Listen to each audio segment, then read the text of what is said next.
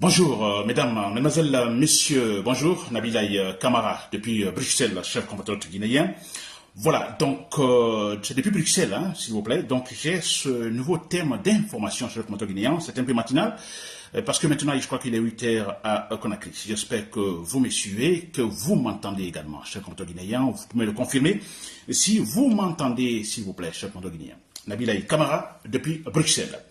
Très bien, alors j'ai mon thème d'information, alors qui est le suivant. Le réel problème politique guinéen, comment le résoudre, ou le réel politique, le réel vrai, donc le vrai politique, le vrai, donc le vrai fond, le réel fond politique guinéen, alors, et sa solution, n'est-ce pas? Voilà, donc c'est ça mon thème d'information. Ça veut dire quoi? Je vais essayer tout simplement de parler de ce problème-là et comment il faut le résoudre, cher compteur guinéen, n'est-ce pas? Alors, c'est un peu, le thème est beaucoup plus politique, hein, c'est vrai. Alors, dans le vrai sens, mais voilà, je ferai, disons, de telle sorte que vous puissiez me comprendre très clairement, cher compteur guinéen. C'est normal, je vous dis bien, le problème politique, c'est vrai, parce que on a un véritable problème politique en Guinée. Alors, quand il y a un problème, il faut le comprendre. Si nous voulons résoudre un problème, alors il faut d'abord le comprendre, n'est-ce pas? Une fois que le problème est compris, alors, bon voilà, il y a la possibilité, effectivement, de trouver des voies et moyens pour résoudre. Mais il faut d'abord comprendre. Quand on ne comprend pas, on ne peut pas résoudre. Ça, c'est clair et net. C'est comme quand vous donnez, en fait, votre véhicule à un mécanicien. N'est-ce pas? Et quand vous allez voir votre mécanicien, vous dites, par exemple, vous dites le problème. Ah non, mais écoutez, mon véhicule ne démarre pas ce matin.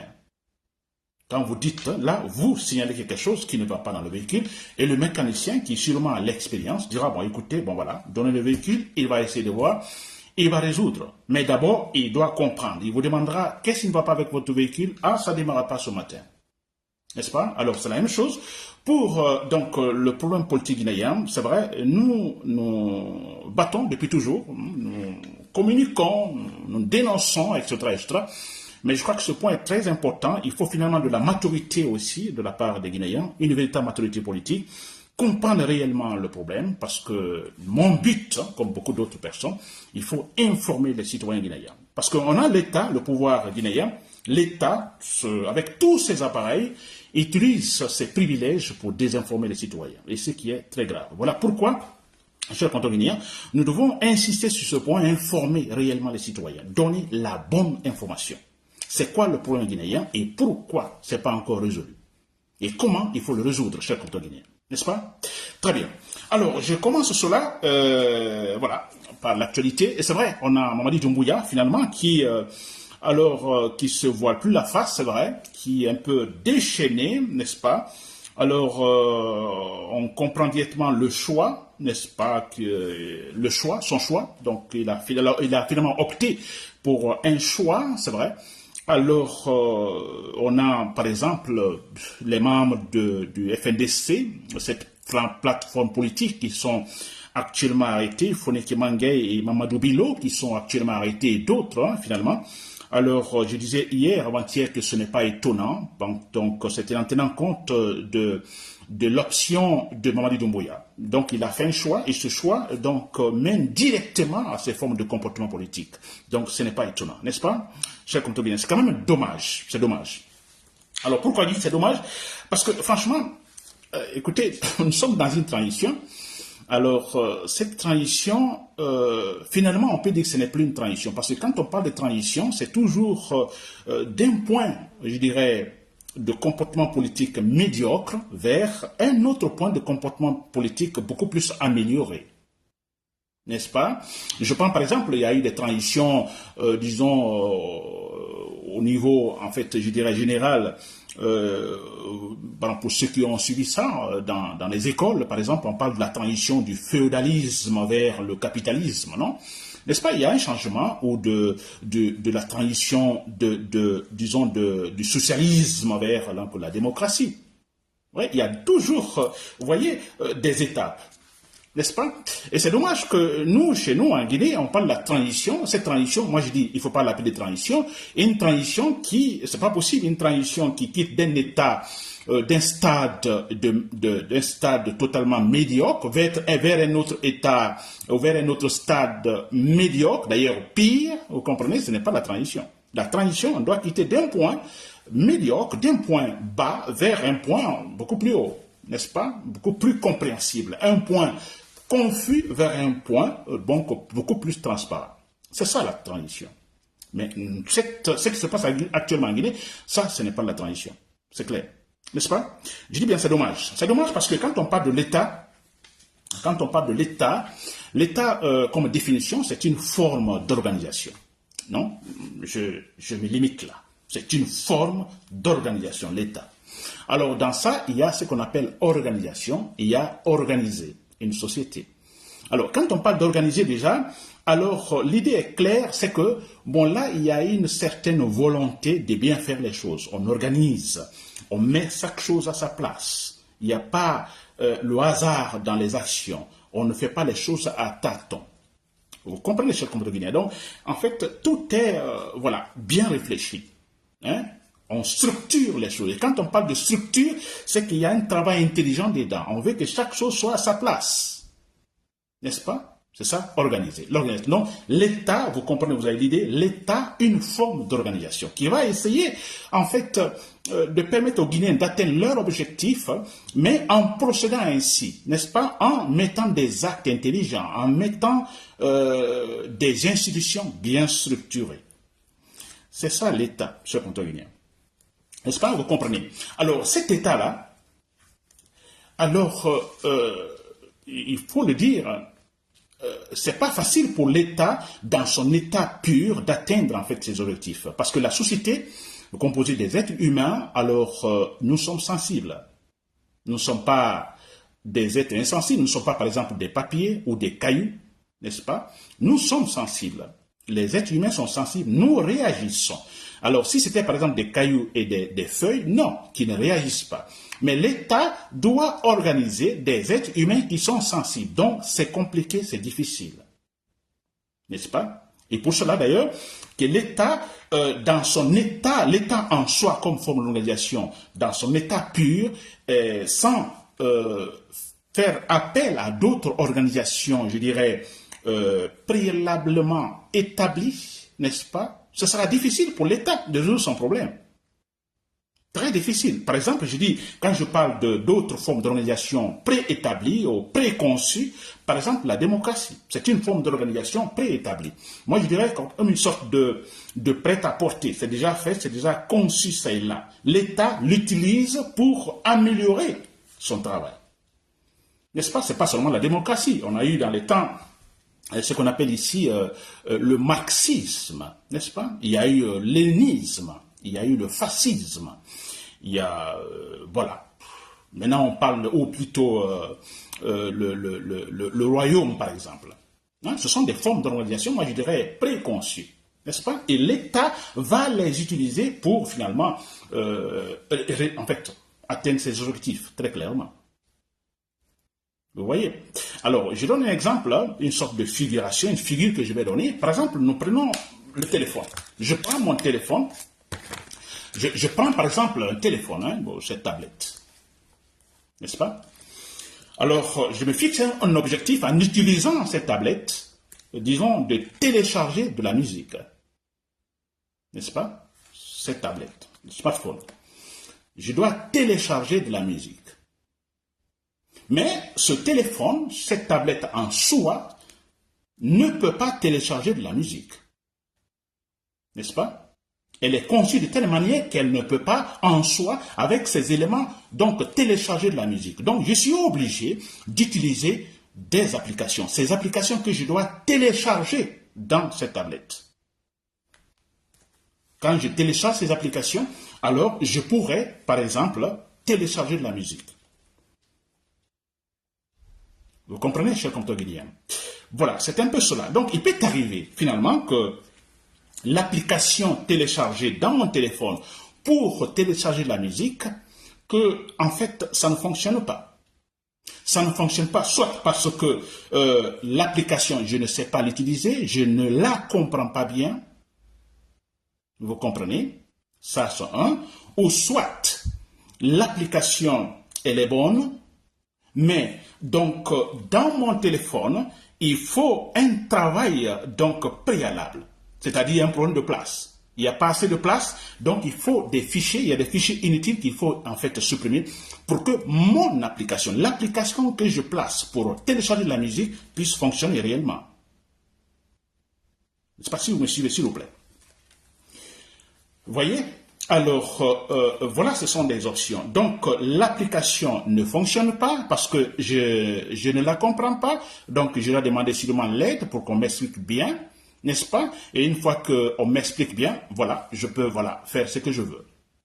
Ou bien, l'application, elle fonctionne bien, mais le problème avec mon téléphone, la tablette, il n'y a pas assez de place, n'est-ce pas? Donc, il faut supprimer des fichiers pour que je puisse avoir la place et télécharger l'application, n'est-ce pas? Voilà. Ou l'application, elle n'est pas bonne du tout. Oui, elle n'est pas bonne, c'est-à-dire que je comprends mieux donc la technique qu'il faut pour télécharger une application, je comprends mieux mon téléphone que voilà, problème de place, je peux supprimer sur mais c'est que l'application ne fonctionne pas là, je change l'application, je cherche une autre application, n'est-ce pas? C'est un peu comme ça l'État, chers compatriotes guinéens.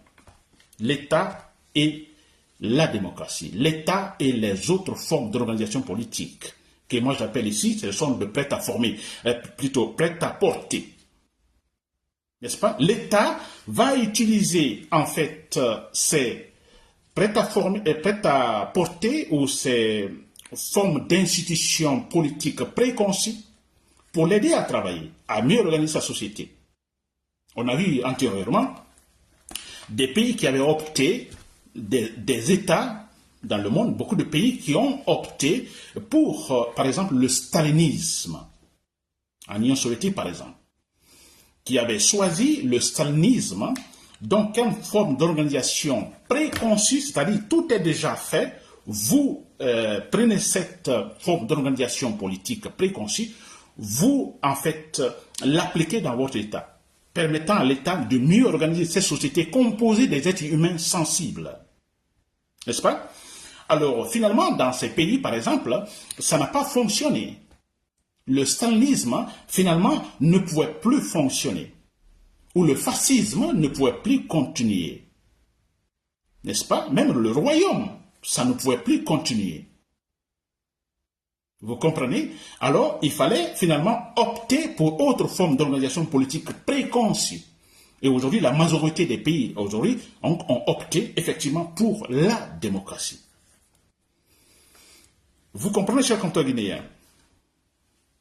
C'est cela. L'État en soi, dans son état pur, donc aura assez de problèmes pour organiser la société. Et c'est pourquoi nous disons, optons pour une autre forme d'organisation préconçue, telle la démocratie. N'est-ce pas? Très bien. J'espère que vous m'avez compris là. N'est-ce pas? Avec cette figure que j'ai donnée, le téléphone, le smartphone et les applications. L'État et les formes d'organisation politique préconçues.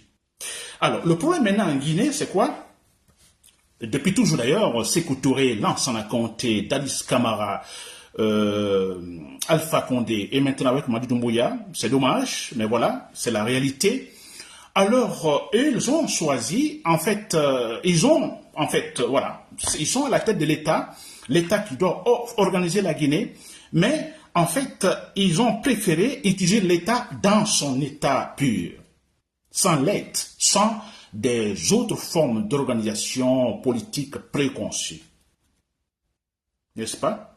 Je prends par exemple Sékou Touré. Si Sékou Touré a fait un choix concernant la forme d'organisation, je dirais, politique préconçue, le socialisme populiste, ça oui. Mais le problème, c'est qu'en même temps, Sékou Touré parlait d'autres formes d'organisation politique, la démocratie, en disant que la Guinée est une démocratie, ce qui n'était pas vrai.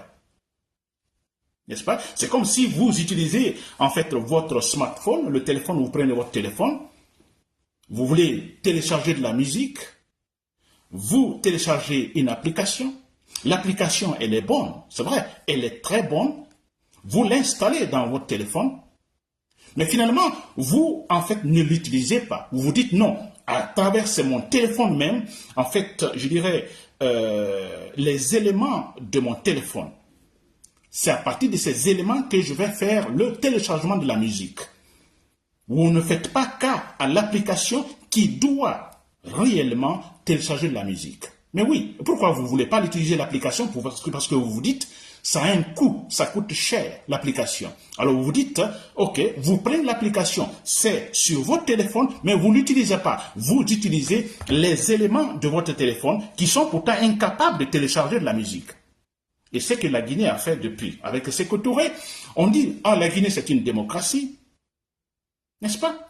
Mais au fond, non, c'était à l'apparence. Au fond, non. Au fond, Sékou Touré a utilisé l'État dans son état pur pour organiser la Guinée. Ce qui est difficile parce que, comme je viens de le dire, la population guinéenne, en fait, la société, c'est des êtres humains sensibles, donc difficiles. Et voilà, Sékou Touré a plutôt passé par la méthode forte, la dictature finalement, imposé son idéal.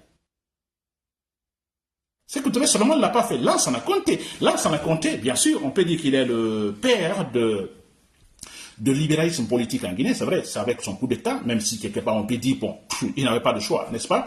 Alors, Lansana Conté, effectivement, oui, il a dit la démocratie, il a dit, bon, l'État, il est chef de l'État, alors l'État, dans son état pur, ça ne peut pas organiser la société, il a dit, bon, je choisis la démocratie, donc le libéralisme politique, le libéralisme économique et tout ça, n'est-ce pas? Mais quelque temps après, bon voilà, Lansana Conté a... finalement, c'était de l'apparence parler de la démocratie. Il n'utilisait pas les éléments, disons, de cette forme d'organisation préconçue. N'est-ce pas? Il a acheté le prêt-à-porter, mais sans l'utiliser, il continue à utiliser, donc, voilà, l'habillement, disons, local, qui n'est pas, en fait, mieux placé pour organiser la société, qui n'a pas de force pour organiser la société.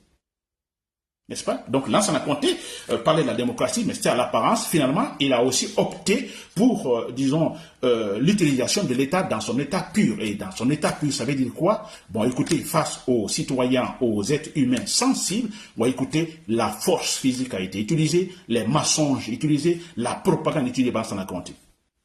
C'est cela. Vous voyez? Donc tout ça, la trahison.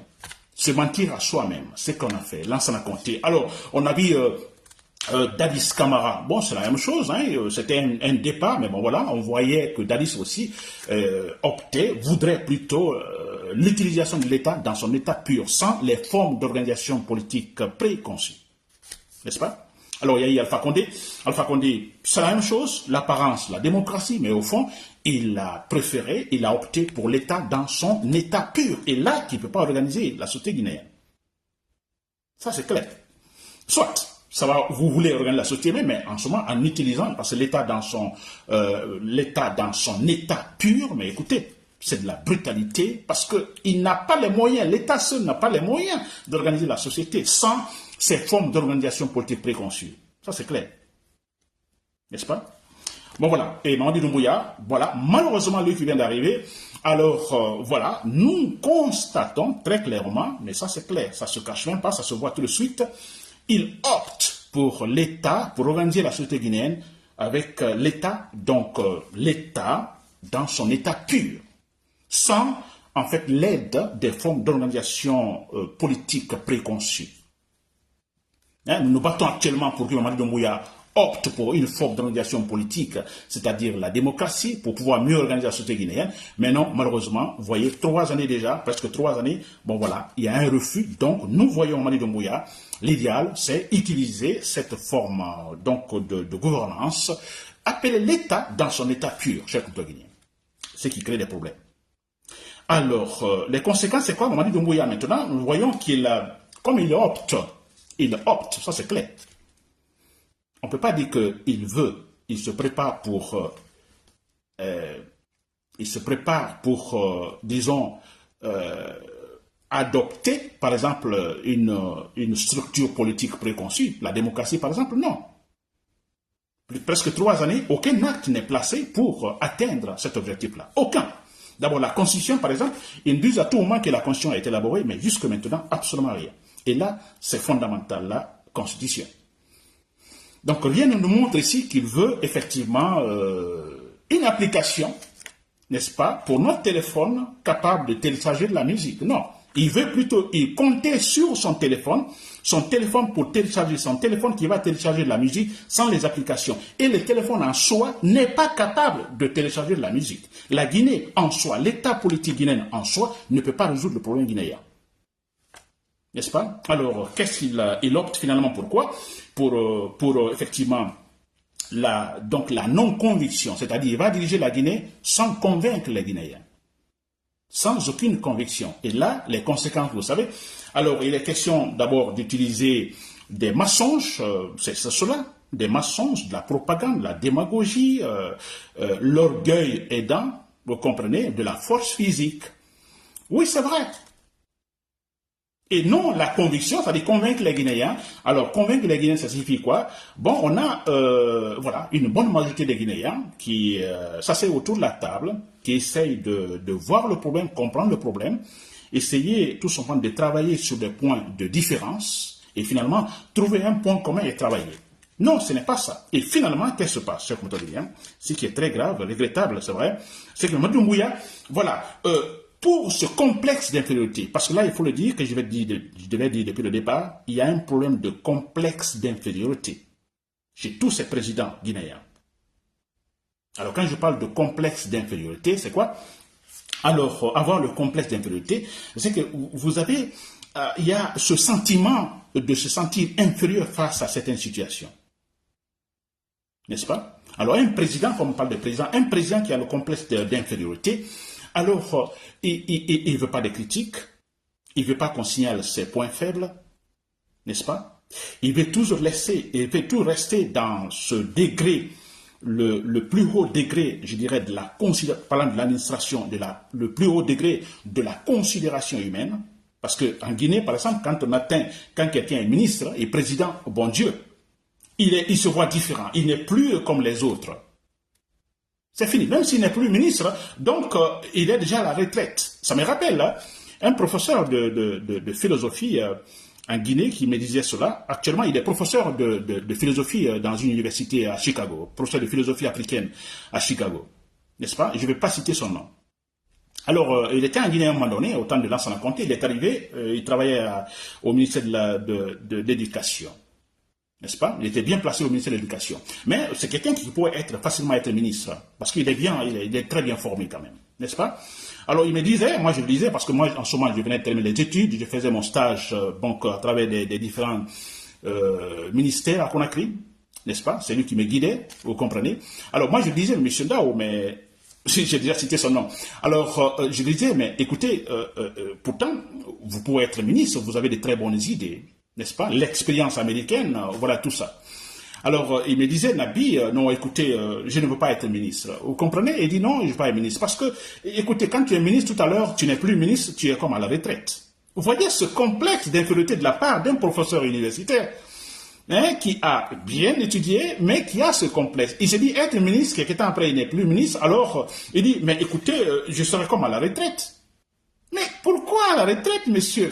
Vous étiez professeur avant d'être ministre, mais retournez dans les universités, donner des cours. Pourquoi la retraite, s'il vous plaît? N'est-ce pas? Donc, je disais que le complexe d'infériorité, de Mamadi Doumbouya, par exemple, de tous ces chefs d'État que nous avons connus, alors ils vont utiliser l'État et tous ses appareils pour soigner ce problème de complexe d'infériorité. Uniquement cela. Pour soigner ce problème de complexe d'infériorité. Je vous l'assure, c'est ça le problème fondamental. Le monsieur s'est vu président de la République, mais il se dit, mais pourquoi je vais respecter des principes et perdre ce pouvoir? Dégringoler jusqu'à un stade, vous comprenez, au stade de mes subordonnés, ceux qui étaient mes subordonnés. Vous voyez, il y a ce complexe, je vous assure, d'infériorité. Et ça, c'est le grand problème. Quand je parlais tout à l'heure du problème, dans mon thème, le problème fondamental, mais c'est cela, je vous assure. Le complexe d'infériorité. Je suis déjà président, j'ai atteint le haut niveau, disons, de la considération humaine, parlant de la politique, vous voyez, l'échelon, ou de la hiérarchie, par exemple. Alors, j'ai atteint là, mais écoutez, Pourquoi je vais quitter? C'est le problème. Sékou Touré a eu ce même complexe donc d'infériorité. Il est resté jusqu'à sa mort. Il ne pouvait pas, Sékou Touré ne pouvait pas imaginer voilà, qu'un jour arrive, un de ces jours arrive, il n'est plus président de la République. Il a la retraite, disons, voilà. Non, il ne peut pas supporter. Non, jamais. C'est un complexe d'infériorité. Là, ça a compté la même chose. Il ne pouvait pas supporter. Il a plutôt préféré, n'est-ce pas, alors se contredire, c'est vrai, même si on l'a dit, il est l'initiateur de la démocratie libérale en Guinée, mais oui, à un moment donné, frappé par ce complexe d'infériorité, il a préféré retoucher la Constitution, faire une Constitution sur mesure pour pouvoir se maintenir là, sauver son complexe d'infériorité. Il est resté, il est mort. N'est-ce pas? Alors, on a eu Dadis Camara, la même chose, j'ai dit l'autre fois, Dadis Camara, la même chose. Si Dadis Camara n'avait pas ce problème de complexe d'infériorité, franchement, je me dis, non, il n'aurait pas connu ce qui lui est arrivé, mais c'est vrai. Jamais. Sékouba Konaté, la transition, oui. Sékouba Konaté, on dira, il a laissé le pouvoir, n'est-ce pas? Mais Sékouba Konaté n'avait pas de choix. Il n'avait pas le choix. Il devait laisser le pouvoir. Bien sûr, il y a eu des propositions de la part des organisations internationales, mais Sékouba Konaté n'avait pas le choix. Après ce qui venait de se passer avec Dadis Camara, il n'avait pas le choix. Il ne pouvait pas oser dire je vais garder le pouvoir. Il était obligé d'accepter les propositions des organisations internationales pour laisser le pouvoir. N'est-ce pas? Et Alpha Condé, la même chose. Alpha Condé, alors, très d'ailleurs, lui, beaucoup d'ailleurs, parce que lui c'était un faux, toute sa personnalité alors résulte de la fausseté Alpha Condé, alors lui c'était encore plus grave, n'est-ce pas? Alors le complexe d'infériorité, il ne pouvait pas en aucun cas imaginer, il a plutôt préféré donner des discours de guerre en disant les Peuls, vous êtes des étrangers en Guinée pendant les campagnes. Vous voyez? Tellement il veut soigner son complexe d'infériorité, rester au pouvoir quand même, pour toujours. Et voilà pour ce qu'il a conditionné à revoir la Constitution pour se maintenir au pouvoir, et puis voilà comment il est parti. N'est-ce pas, chers compatriotes? Mamadi Doumbouya, la même chose. Mamadi Doumbouya pouvait, quand il venait de prendre le pouvoir, être beaucoup plus simple, très proactif, pas se compliquer la vie. Je vous dis, sans se compliquer la vie, ne pas avoir ce complexe d'infériorité, organiser les choses, se retirer. Non, finalement, il ne l'a pas accepté, ce complexe d'infériorité aidant, voilà ce qui va continuer. Lui aussi, il va se battre en utilisant tous les appareils de l'État, toutes les institutions de l'État pour soigner son complexe d'infériorité. S'il faut, il va tuer, il va massacrer les citoyens. Tout ça pourquoi? Pour soigner son complexe d'infériorité, chers compatriotes guinéens. Arrêtons d'être complexés, chers compatriotes guinéens. Ça ne nous arrange pas. C'était Nabil Camara depuis Bruxelles, mais quand je dis complexe d'infériorité, quelle est la solution? Quelle solution? Le problème est signalé. Quelle est la solution? La solution, là, je ne vais pas être long là-dessus parce que je le dis à tout moment. Que faut-il faire face à un président qui souffre d'un complexe d'infériorité?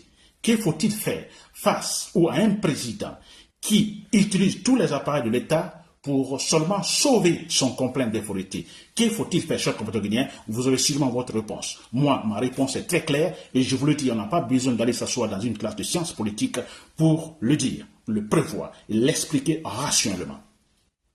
Parce qu'on ne peut pas le convaincre, Mamadi Doumbouya. On ne peut pas le convaincre, dire, bon, comment? Lansana Conté, on ne peut pas le convaincre. Il a préféré rester jusqu'à sa mort. N'est-ce pas? Dadis Camara, la même chose. Sékouba Konaté, la même chose. Alpha Condé, la même chose. Alpha Condé, que voulez-vous? Pensez-vous qu'Alpha Condé, en le proposant avant la proposition de son troisième mandat, n'est-ce pas?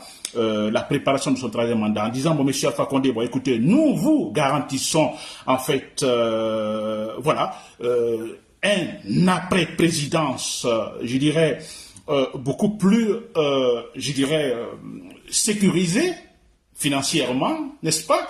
Alors, pensez-vous qu'il aurait accepté? Non! Il y a le complexe d'infériorité, il ne veut pas se voir diminuer. Pour lui, ne plus être président, c'est se voir diminuer.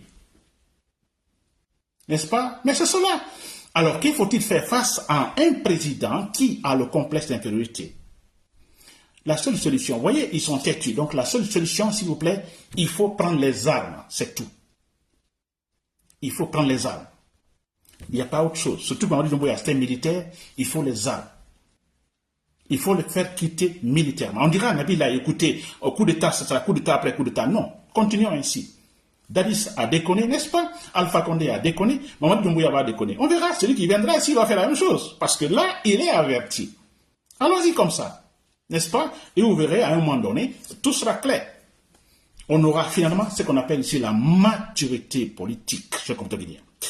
Donc, la solution, le problème, je l'ai expliqué, la solution, il faut prendre les armes. De toute façon, moi je dis les armes parce que un soulèvement populaire des civils, bon écoutez, nous sommes face aux barbares, donc c'est un massacre, n'est-ce pas? Je préfère donc un soulèvement dans l'armée ou de toute façon des options sporadiques, je vous assure, c'est cela la solution, tuer Mamadi Doumbouya. Je le dis bien, le tuer. Pourquoi ne pas le dire? Parce qu'il est en train de tuer les gens, massacrer les gens. Et regardez Foné Kemangue et Mamadou Bilo qui sont arrêtés, ils sont torturés.